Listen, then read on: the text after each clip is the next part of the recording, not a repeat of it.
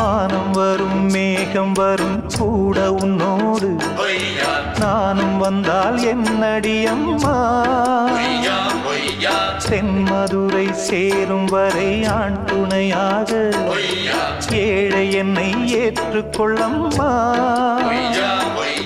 ஓடாத கிளியே தனியாக ஏதேனும் நடக்கும் தவறாக ஊர்கெட்டு கிடக்கு பொதுவாக